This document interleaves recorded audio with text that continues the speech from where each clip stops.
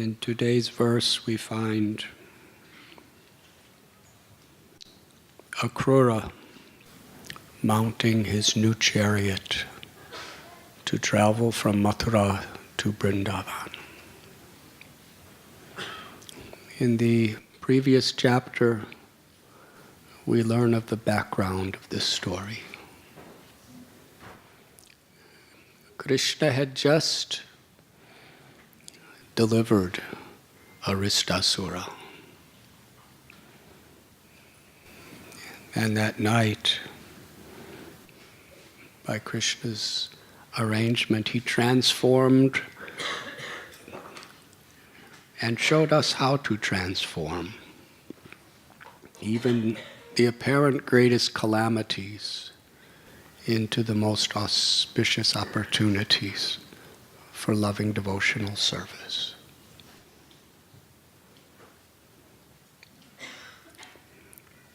Aristasura was such a terrible asura. He assumed the form of a bull, which is generally the symbol of Dharma. In the guise of Dharma, he came not only to destroy Krishna, but to destroy all the residents of Vrindavan. He was so giant and powerful. But Krishna stood before him and easily flipped him over by grabbing his horns, and then with his very soft lotus feet, he kicked him a few times, and Aristasura attained spiritual perfection in his own way.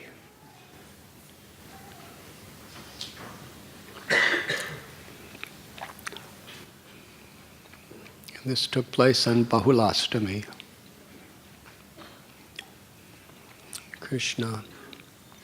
Sri Radha told Krishna that now how will I dance with you when you have killed a bull? So on Sri Radharani's, according to her proposal, Krishna called all the holy places, and with his own footprint, he made a kund and filled them, and that became Sham Kund. Now Sri Radha, who is the ultimate source of all bhakti, devotion, and is the complete whole of all love, prem, to facilitate the most sweet, beautiful, and highest of all pastimes of the Lord, she was about to create Radha Kund. And with the hoof print of Aristasura, her and her friends, the gopis with their little bangles, and they dug it out and excavated the hoof print of Aristasura. So they took the greatest tragedy and transformed it into the greatest opportunity for loving devotional service.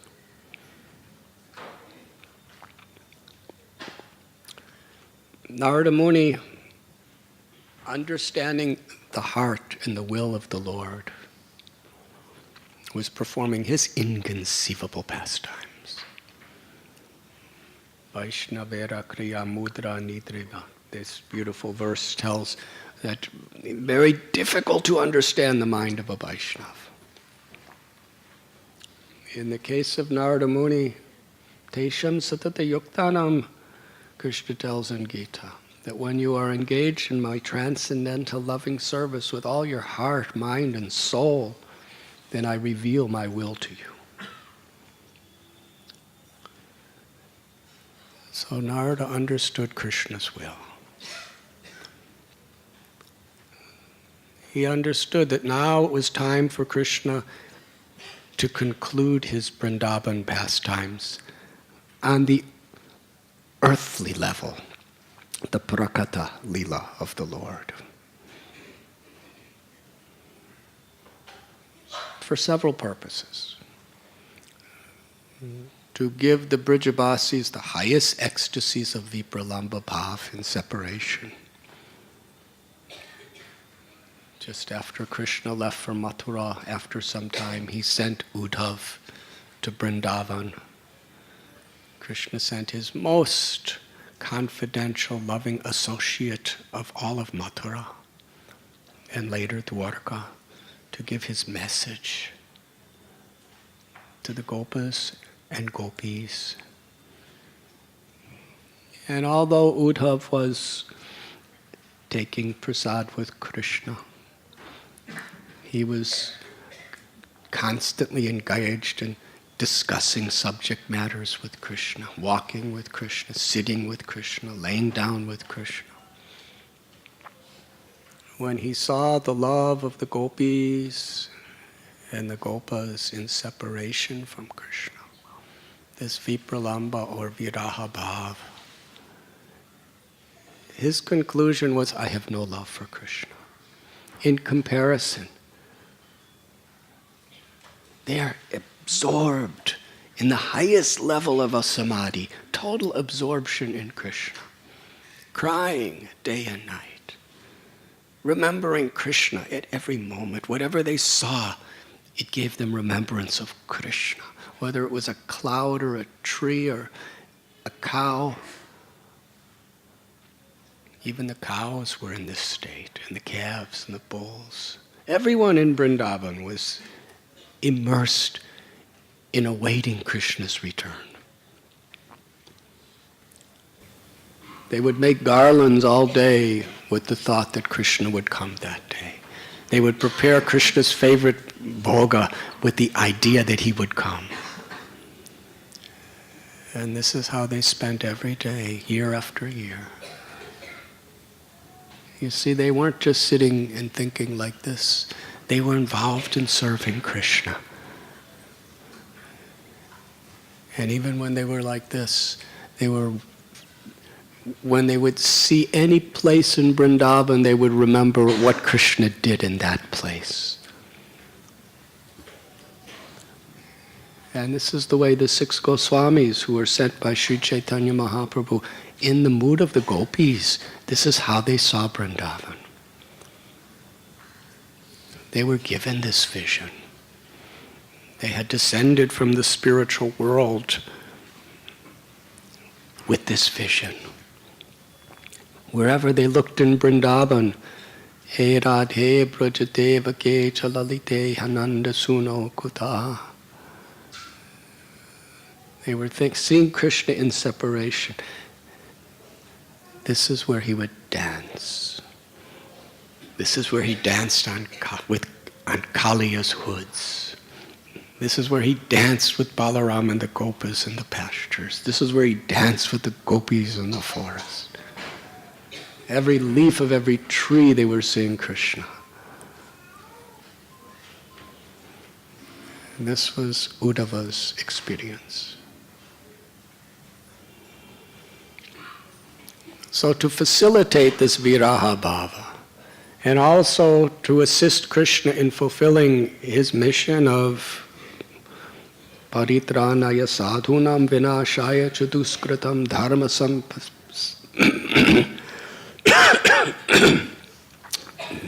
the Bhagavad Gita, Krishna tells, to annihilate the miscreants, to reestablish religion, and to attract my devotees' hearts. I come again and again.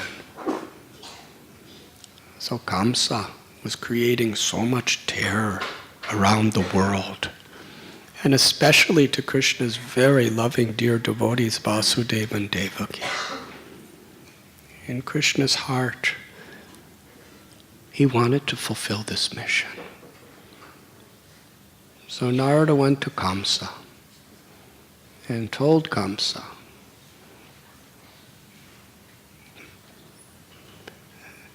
that you remember at the time when Devaki was married, you heard that voice that the 8th child of Krishna would be, or Devaki would be the cause of your death.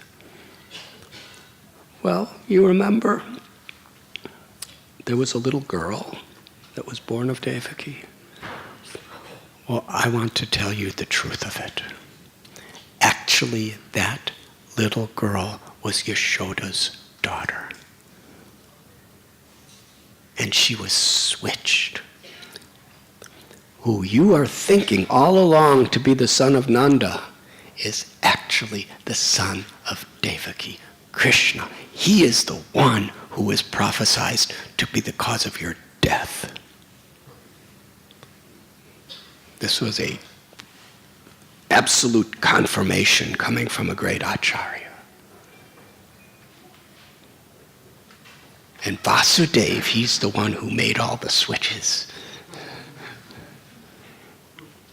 Kamsa became overcome with uncontrollable anger and drew his sword. I will kill Vasudeva immediately. But Narada was so empowered to say just the right thing at the right time. First he incited Kamsa's anger. And then he said, no, you should not do that. Because if you kill Vasudeva, then Krishna and Balaram will understand what's happening and they will run away and hide. Better imprison Vasudeva and bring Krishna and Balaram to Mathura. So Kamsa was thinking he was the controller. But Krishna, through his devotee Narada, was completely like a little puppet controlling Kamsa.